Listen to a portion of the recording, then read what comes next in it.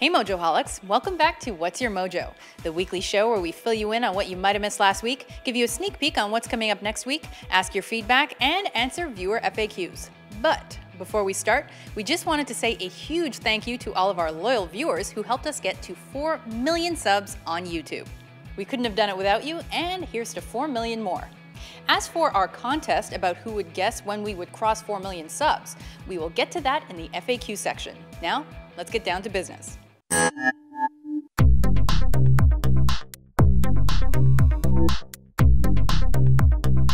In case you missed it, since the first video in this series was so popular, this week we published another Top 10 Horror Movies Inspired by True Events. So you get even more based on a true story creepiness for your viewing pleasure. You'll never believe which stories are actually real.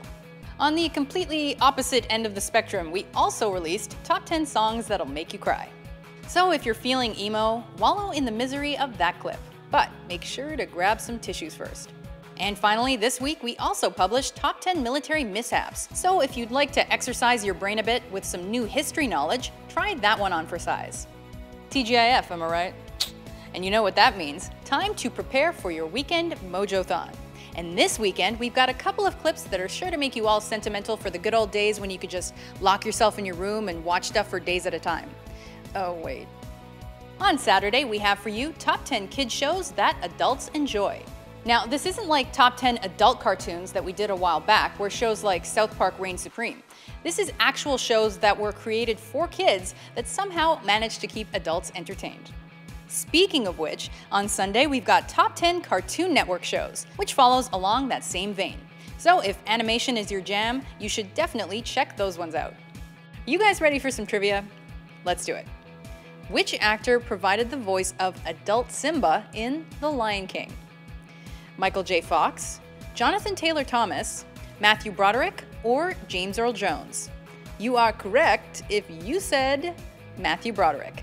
If you want to test your knowledge on that or anything else, head over to WatchMojo.com/trivia. Anyway, I'm talking to you about The Lion King because June 15th, 1994 is the day it was first released. So if you want to get all nostalgic for your childhood, here are a bunch of lists you should check out. Top 10 Saddest Animal Deaths in Movies, Top 10 Movie Kings, Top 10 Saddest Cartoon Movie Moments, Top 10 Animated Disney Villains, Top 10 Most Paused Movie Moments, Top 10 Disney Villain Songs, Top 10 Oscar-winning songs, Top 10 Animated Disney Songs, Top 10 Modern Disney Animated Characters, and many, many more. But guess what? I have bonus trivia again. We have one Blu-ray copy of the Grand Budapest Hotel, which comes out June 17th, to give away. But remember, winners must be located in the US or Canada.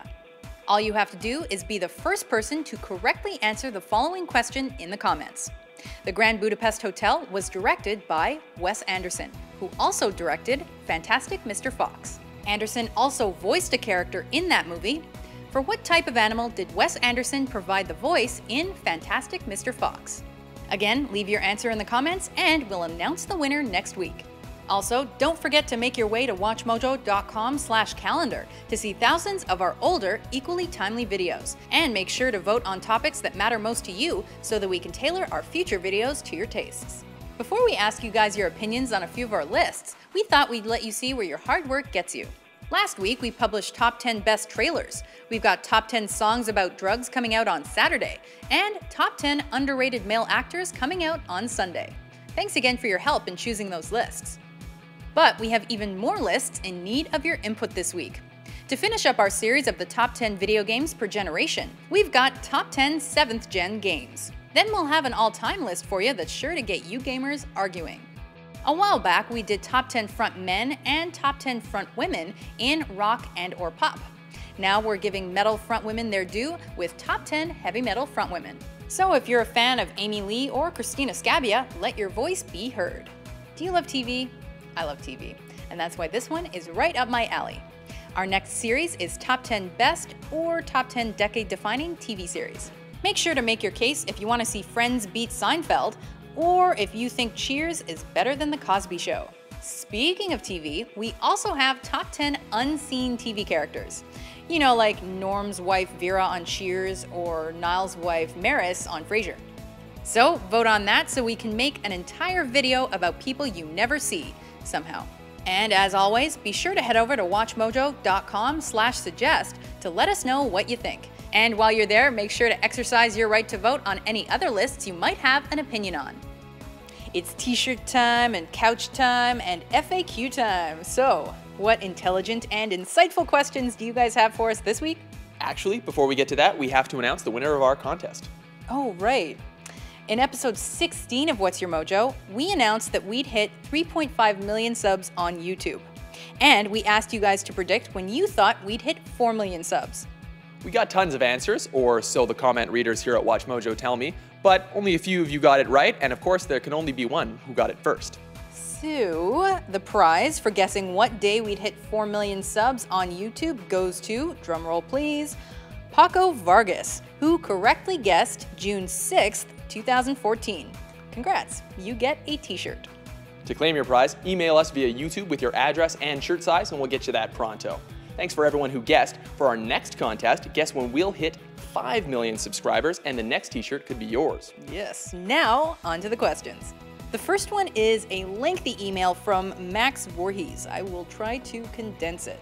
He asks, I've noticed a big problem with the series lists. It's that when the final video comes out, the songs from the other lists on the final list tend to be very unorganized. So basically, his issue is that, for example, in our top 10 decade-defining songs of the 70s, number 3 was Bohemian Rhapsody, number 2 was Stairway to Heaven, and number 1 was Staying Alive. So then, Bohemian Rhapsody should not appear higher than Staying Alive on the all-time list. So let's deal with that. The short answer is context and timeline. In other words, if you see a list that is only about the 1970s, then it's possible that a certain actor or movie or song better defines that limited era. But when you stretch it out over a bigger timeline, sometimes something aged better over time or better defined an era in hindsight. Like, for example, if you ask someone for an item to put in a time capsule, you'd get a different answer now than you'd get 5 years down the road, 25 years, 100 years, about what best defined that moment in history. That kind of happens sometimes. And we'd like to think that's relatively rare and that there's more consistency in our lists than there is inconsistency. Nice, humble brag. Thank you. Okay, next up. Eric Blake, also known as Denim or Denom, emailed us to say, What's up, Mojo? I've got a burning question I need an answer to. Why is it that a clip from something may appear in the beginning and/or end of a video, but won't even make the honorable mentions list? This has happened on more than one occasion, and I've always wondered why. Well, the short answer is it's to show you that we know the movie exists and we didn't forget about it. Back in the day, we'd only show clips from movies that were gonna be on the list. Now, bear in mind, we didn't even have honorable mentions back then, but a lot of you would write in and be annoyed because it would sort of spoil the list. So, we decided to add images and videos to some entries that didn't make the cut to kind of throw you off a bit and to tip our hat to some entries that deserved consideration. So, they're basically like honorable mentions to the honorable mentions. We also, on a few occasions, used a still of something that didn't make the final cut, but we stopped doing that because we didn't want to be accused of misrepresentation or gaming views. Okay, what's next? Oh yeah, remember how last week we announced comments on the Suggest page so you guys can make your case on why an entry should or shouldn't be included? Well, this week we've added another new feature. You can now suggest criteria. So for example, if you want to do top 10 beverages and you want to exclude alcohol, although I don't know why you would, you can add that criteria. Fair enough. We've also got another update for all of you who are interested in who reads and responds to the comments. Up until a few months ago, there was actually only one person replying to the comments, but as we and our community has grown, we've actually added a few more people that do reply now. So, to avoid any confusion, both with you guys and between us, you will occasionally see initials at the end of a comment. That is to signal who made the comment and why there might sometimes be more than one WatchMojo staffer commenting on a certain thread with kind of conflicting statements. Anyway, let's finish up by reading some of the comments of the week.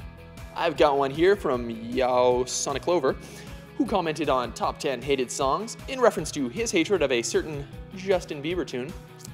Last year in school, the teachers and staff play this baby song every day for 2 weeks, and the only way to stop it is to donate money. they got around $100,000. Pretty much everyone did hate this song. Made my ears bleed. Speaking of making your ears bleed, here's one from Patrick Storey, who commented on the show last week. You should totally do a WatchMojo karaoke office video. The best karaoke I ever sang was at a bar in Montreal on my grade 12 grad trip, LOL. So I know you are all experts. We were really effing hammered and we sang Paradise by the Dashboard Light and I sang all the girl parts. Also, Steven Dorff was randomly there with a bunch of strippers or hookers or something and he sang some hilarious Nickelback or Creed song or some shit. LOL. Well, I can honestly say all the times I've done karaoke here, I have never seen a celeb, so that's awesome. Steven Dorff is not a celebrity. Last but not least, we've got one here from ssesf Movies, who spun this yarn on our top 10 robots of all time Redux. So, I agree with the choice for number 1. Yesterday, when Maria, working at this hostel, was leaving, not just for the day but for weeks, I said, "Hasta la vista, baby," and she replied, "I'll be back." Now that's what I call a cool girl. Alright guys and gals, thanks as always for the comments and the questions. And if you want your questions answered, leave them here in the comments, catch us on Twitter or Facebook, or email us at watchmojo.com. Don't forget the hashtag WMFAQ, and if you want a nifty shirt, head over to watchmojo.com/store. That's all for this week. Thanks for watching, and tune in again next time for another edition of What's Your Mojo. Peace out.